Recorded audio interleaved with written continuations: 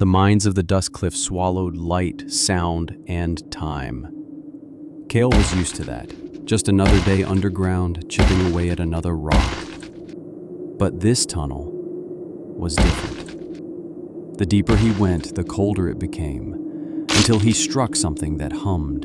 It wasn't ore. It was smooth, warm. A faint blue glow pulsed from a crack in the stone. He touched it. Pain lanced up his arm. And then, whispers.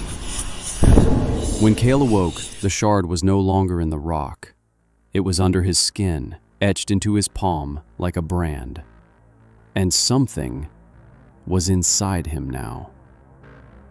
Back in the settlement, things felt wrong. He could see threads of energy weaving between people, fear, hunger, greed. He could feel their intentions like heat in his veins. And the whisper in his head had grown stronger. You were meant for more. That night, soldiers arrived.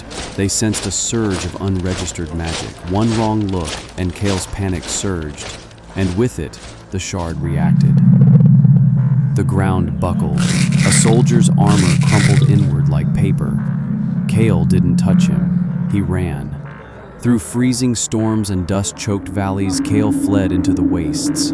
The shard led him, showing him flashes, places he'd never been, voices that weren't his. Memories of a time when stars fell and broke the sky.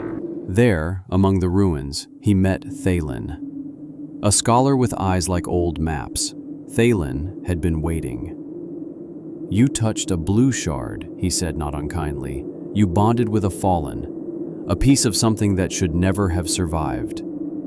Kale didn't speak. The shard did. They broke us, but we remember.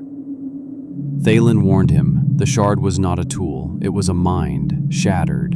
And the more Kale used it, the more it would use him. But Kale was already slipping.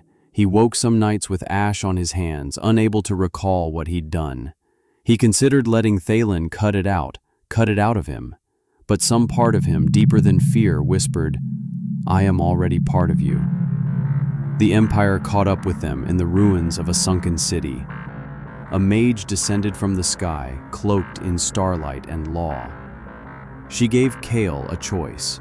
We'll silence the shard. You'll live, empty, but safe. Kale looked at Thalen, then down at his hand. The shard pulsed once. The mage snarled the words of power, and in an instant, they were seized by a binding spell. He reached inward into the shard, into the storm of broken stars and ruined gods. The world cracked. The mage's binding spell shattered like glass. She fell, and Kale stood tall. When it was over, Kale was changed. His eyes shimmered like distant constellations. The black mark on his palm pulsed in time with his heartbeat, but the whisper was quieter now. Not gone, not in control. He turned to Thalen. I'm not him anymore, he said quietly.